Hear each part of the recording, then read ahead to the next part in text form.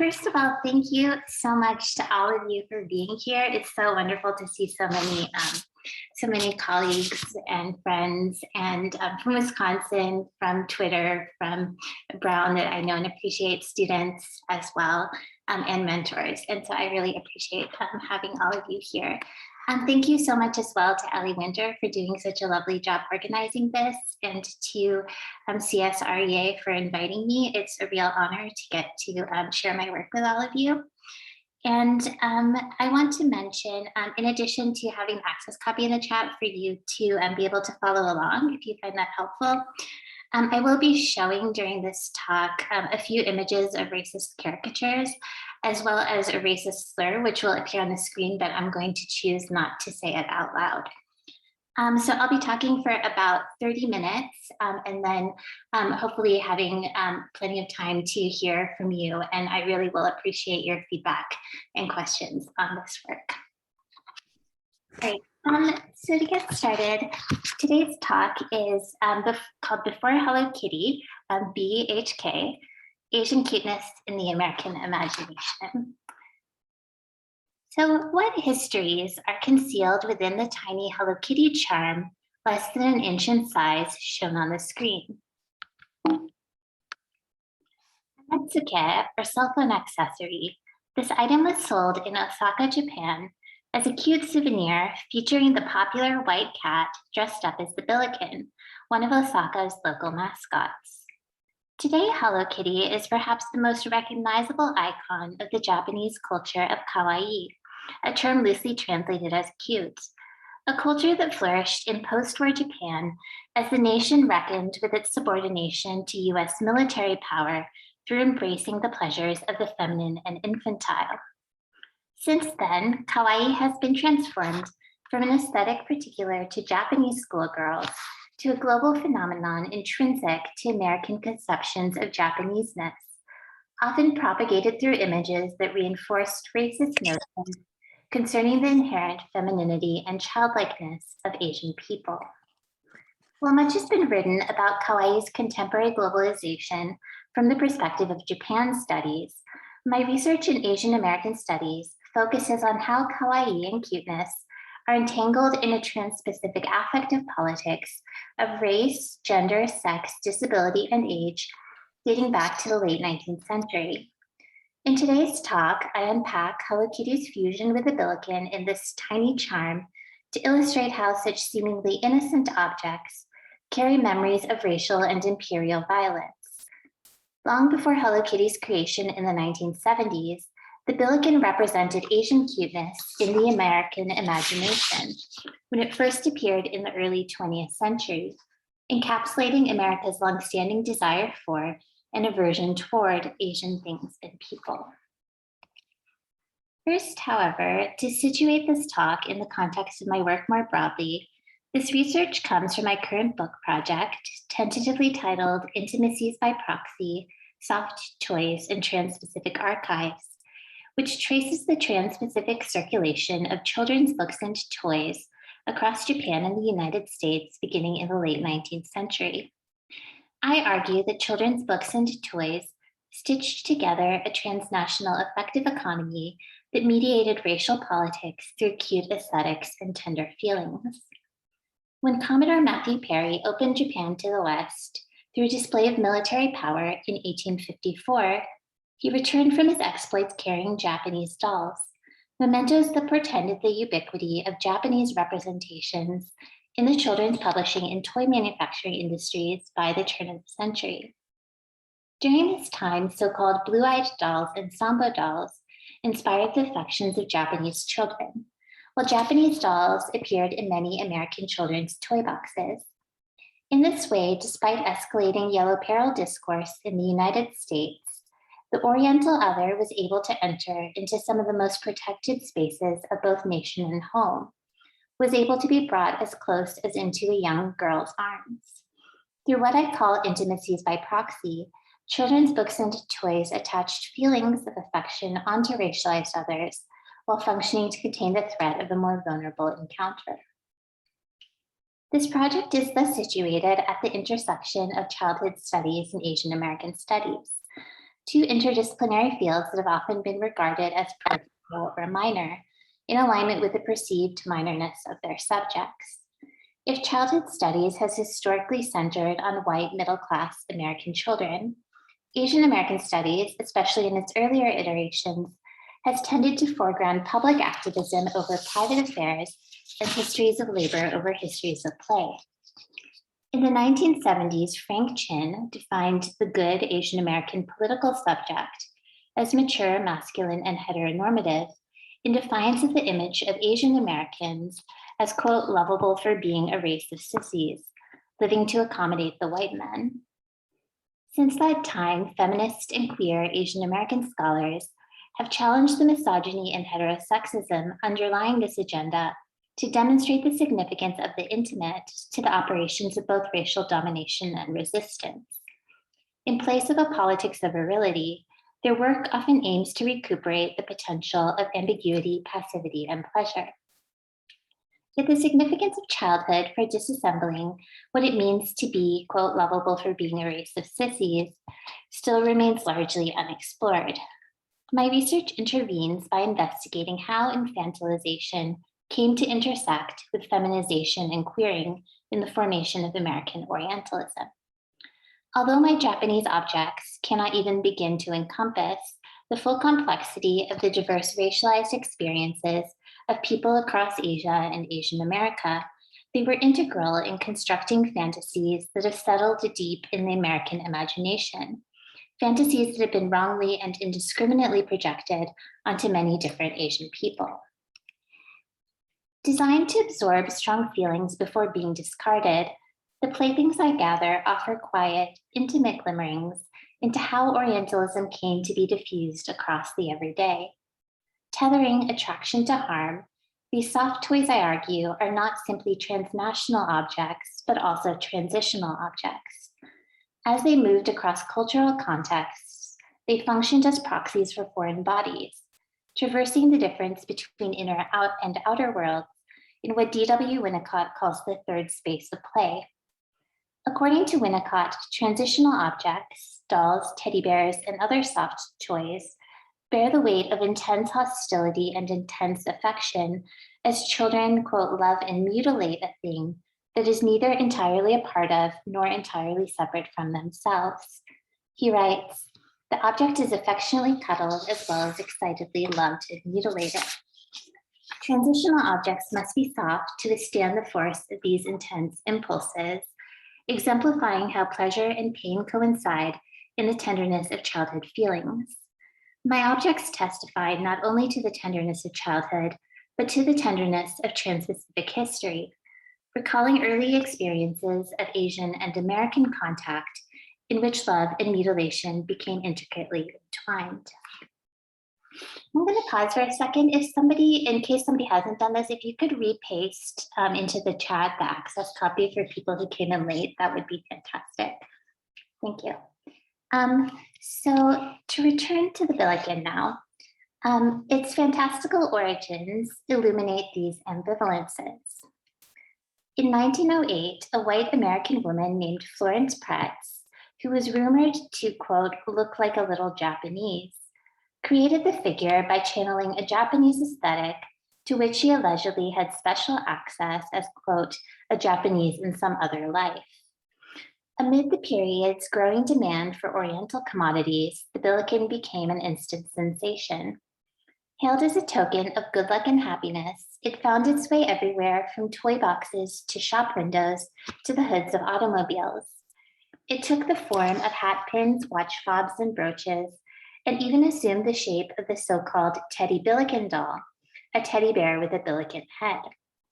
As evidence of its enduring faux Japanese-ness, its sister Billiken, which appeared shortly thereafter, wears a kimono. Yet the racist history that gave rise to this figure has largely been erased from the narratives told about its creation. For example, a preeminent doll historian, Miriam Formanek Brunel, describes the Billiken doll as a, quote, primogeniture boy doll, which launched the modern American doll industry, while making no mention of its slant eyes or Orientalist backstory. The Billiken's origins not only render its Japaneseness undeniable, but point to the depth at which ideas about Asian cuteness are buried in American history. In my larger project, I uncover how the ties between cuteness and Asianness can be traced back as far as the 19th century, with the earliest use of the word cute to describe a person rather than an object or animal appearing in reference to a Chinese American child in 1883. As CNI and others have theorized, the cute aesthetic hinges on a play of power relations, representing the commodification of social difference in its connections to the objectification of women, children, people of color, disabled people, and other marginalized groups. Accordingly, the Billiken was often described as cute in the early 20th century, when it represented the transformation of a grotesque Oriental idol into a mascot of American optimism. To borrow a term from Sarah Ahmed, Billiken dolls were happy objects, objects charged with positive value that work to consolidate effective communities, pushing certain bodies out while pulling others in. As happy objects, they embodied the idea that the Oriental could be reduced to a floating affect, a pleasurable feeling that white Americans could capture, possess, and playfully manipulate. That is, Billiken dolls suggested that the lure of the Oriental no longer required Asian products or people at all, and the Oriental pleasures could, on the contrary, be enhanced through their detachment from Asian bodies and their diminishment into cute objects. Alongside the Billiken dolls, oh, there we go. Sorry, I lost my place. Alongside the teddy bear's commodification and cutification of a wild animal named after a US president, the Billiken doll supposedly tamed the putative threat posed by Asian sexuality, turning the yellow peril into a cuddly plaything. Defanged and declawed, both of these toys eventually stood in for the processes of domestication that created them, even coming to signify comfort itself. Sometimes nicknamed Billy, the Billiken was originally a seated, naked, Buddha-like figurine, approximately 4 inches high, with slant eyes, a broad grin, a chubby belly, and large feet. Its pointy head tapered into a small tuft of hair that somewhat resembled a samurai's top knot or shortened Chinese queue. Said to be the god of things as they ought to be, the Billiken came in a box that invited people to tickle his toes, an action that would supposedly make him smile and bring good luck. As a newspaper article from the era states, of all the modern mascots, from rabbit's feet to swastikas, the queerest is Billiken, a grinning, joyful little Japanese image who has become the craze of the nation. A modern mascot, the Billiken represented the epitome of cute, small, huggable, kissable, and asking to be tickled, while turning a make-believe Japanese idol into a fetishized commodity that promised to confer its mystical qualities onto the American consumer. Chicagoans worship Billiken's good luck god. An article published in the Chicago Sunday Tribune exposes the Japanese origins attached to the Billiken at the turn of the century. Alongside illustrations of Japanese women and children, the article features a photograph of Pretz, quote, worshiping the figure while dressed in a kimono. While growing up in Kansas City, Missouri, Pretz earned the nickname Tinkerbell and allegedly had an Oriental aura about her, an idea reinforced by her petite stature, black hair, and facial features. Accordingly, Pretz was also said to, quote, see things through the dainty vision of an Oriental. As a young artist, she possessed, quote, an unaccountable and fantastic desire to draw Japanese sketches that left her art teachers confounded, the article explains. To spend your school days dreaming of things Japanese and have your pencil run away with you, making queer little sketches of anything and everything Oriental, all the way from idols down to funny little Japanese, might in itself be a bit uncanny in a schoolgirl who looked so much like a little Japanese herself that she only needed to do up her own black hair in Japanese fashion and slip on a kimono to impersonate the flowery maiden to perfection. This perfect impersonation of Japaneseness allegedly led to Pretz's Oriental impulse to create the Billiken, a cute, happy version of a Japanese idol. Accordingly, the Billiken supported the notion that white people could possess an alluring Oriental aura while circumventing taboo interracial intimacies. The media storm that gathered around the Billiken repeatedly evoked Pretz's Dutch lineage and Kansas City roots to stress the miracle by which a Japanese aesthetic could suddenly materialize even in a white Midwestern girl. As the article remarks, how in the world a little American girl ever came to think of such a funny-looking devil is past understanding. By claiming ownership of Japaneseness in this way, white Americans could find pleasure in the fetishized beauty of Asian femininity while quelling what they saw as the threatening aspects of Asian sexuality. The article alludes to this idea when it addresses the possibility of Pretz having, quote, a Japanese or some strange Oriental man for an ancestor. And the article says, you surely must have a Japanese or some strange Oriental man for an ancestor back somewhere, Florence Pretz, said her little Kansas City school friends. And the little girl would run home and ask her mother, have I got Japanese blood, Mama?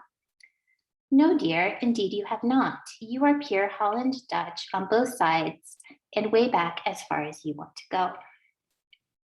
Frequently repeated in the media, this phrase, pure Holland Dutch, ostensibly forecloses the possibility of Pretz having mixed race ancestry, anxiously reminding readers of her pure white blood amid the period's eugenic fears of racist suicide. Nevertheless, it also serves as an indirect, flirtatious reminder of the interracial intimacies that it insists are impossible. The article further underscores this idea. Whenever the friends of Miss Pretz look at the Billiken and then look at her, they declare there is a hint of family resemblance in the smile, and they wonder if there is not some strange faraway kinship between them, in spirit at least. Through the Billiken, closeness to the Oriental could remain in spirit, allowing for some strange faraway kinship or intimacy without intermixing.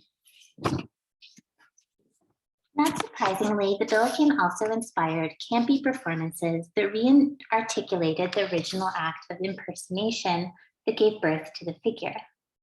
In 1909, the Billiken Man became a hit song, with Blanche Ring singing in an upbeat refrain, and I can't actually sing it because I'm a terrible singer. Billiken, Billiken, you funny creation, you look so cute that you've a queer fascination. The song toys with the possibility that the Billiken Man might not simply bring good luck in romance, but might even be an ideal romantic partner, stating, anytime you want to marry, well, get a Billiken Man. Following its popularity, the Bourbon News of Paris, Kentucky, describes a Billiken Man performance featuring a chorus line of, quote, pony dancing girls in the costumes of the Billiken Man. According to the article, as a part of the act, a tiny pink pajamaed Billiken named Billikens appears among the chorus girls and does a, quote, toddling dance that makes the number the feature that it is. Billikens then removes her Billiken mask to reveal that she is not a toddler, but a little person. The article uses the word midget, the 14-year-old actress Little Miss Rice. This performance exemplifies what Laurie Marish demonstrates was the commodification of both disability and racial difference in the production of cute spectacles common at the turn of the century. As Marish argues, the putative innocence ascribed to such spectacles required not so much the absence of sexuality as its active disavowal.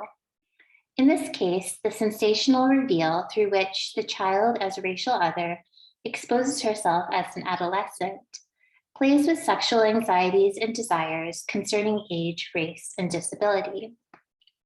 As the child turns into an adolescent, the Asian person into a white person, and the able-bodied person into a disabled person, each of these anxieties and desires gets disassembled and reassembled. The slippage it produces likely permitted a ludic, erotic enjoyment and difference that managed to evade the prohibitions that any more stable representation would have encountered. Billiken thus distilled various fetishisms into a collectible, containable form that was seemingly detached from Asian bodies. It was at once a doll, a god, an animal, a fad item, and a racist caricature, a fetish object par excellence. Although Pretz did not originally create the Billiken with child consumers in mind, it was always recognized as a toy of sorts in spite of any claims to its spiritual significance. When the Billiken fad first took off, many people even predicted that it might replace the teddy bear, another fad that had emerged just a few years earlier. While this prophecy obviously never came to pass, the Billiken was often described as the teddy bear's first cousin, and the two figures soon merged in the form of the Teddy Billiken doll. The Billiken doll was about 11 inches in height, ideal for a young child to hug, and retailed for $1.25. Merging racist caricature with teddy bear, it suggested several taboo crossings. In addition to placing a quasi-oriental body in the arms of young white girls, the doll necessarily connoted the sexual act that would produce such a human-animal hybrid. Never entirely Japanese, the Billiken was neither white nor Asian, neither human nor animal, neither god nor monster. It thus embodied what Mao Chen notes are the affectively dense ways in which racialities, animalities, and sexualities interplay in histories of Asian racialization. In accordance with this interplay, the Billiken doll could continue to represent both a teddy bear and a Japanese man. For example, another article describes a young girl who enjoys pretending that her Billiken doll is the Japanese butler.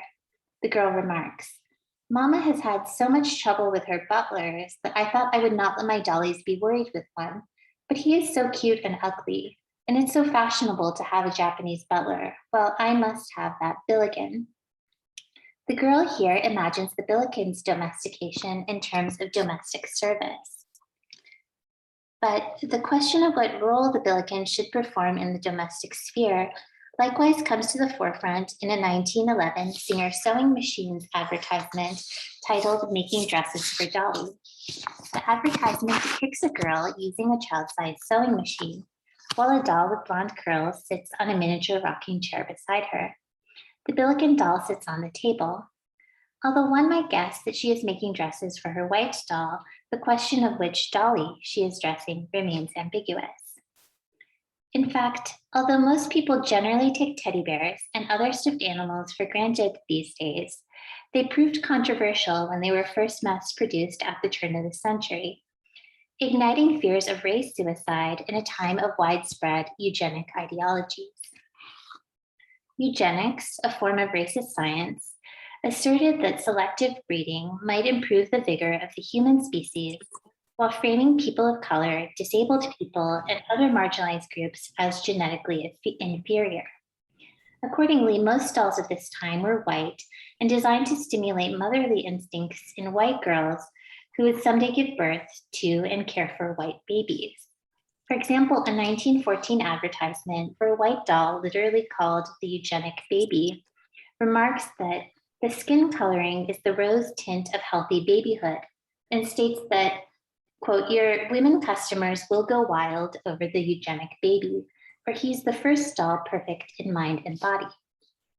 By extension, some white Americans feared that replacing the white baby doll with a stuffed bear could produce unhealthy interspecies attachments in the hearts and minds of white girls if they learned to mother representations of wild animals rather than representations of white babies. In 1907, a priest named the Reverend Michael G. Esper delivered an anti-teddy bear sermon, which asserted that putting, quote, "the toy beast in the hands of little girls was destroying all instincts of motherhood." This incited a national conversation concerning the popular animal toy. Arthur B. Mallett of the Boston store in Milwaukee, Wisconsin responds, "The Michigan alarmist perhaps forgets that the, quote, little mother has a fondness for puppies, kittens, and a variety of other animal toys, and she cuddles and kisses them all. If a child prefers a cute woolly bear, she does so because it is something new and gently lays away the favorite toy for the time being. We need have but little fear for the harmful influence of Mr. Teddy Bear." As I show in other parts of my larger project, Japanese dolls and other dolls depicting people of color sparked similar anxieties and fantasies concerning interracial romance. Indeed, the Billiken doll's kinship to the teddy bear is especially indicative of the ways in which its domestication involved a process of both cutification and Americanization. According to the popular myth, the teddy bear was inspired by and named after Teddy Roosevelt, based on his legendary act of benevolence in refusing to kill a vulnerable bear, sometimes framed as a cub, on a hunt in 1902. The teddy bear thus turned a fearsome beast into a soft, docile toy, a commodity designed to circulate positive emotional value. When it came to boys in particular, the teddy bear also conferred imperial innocence upon masculine conquest, providing a suitable companion for boyish fantasies about going on brave adventures in an imaginary wilderness. In Teddy Bear Patriarchy, Donna Haraway critiques these mythologies by showing how the taxidermist Carl Akeley's animal dioramas in the African Hall of the American Museum of Natural History embody the preservation of white and male supremacist monopoly capitalism via mastery over nature.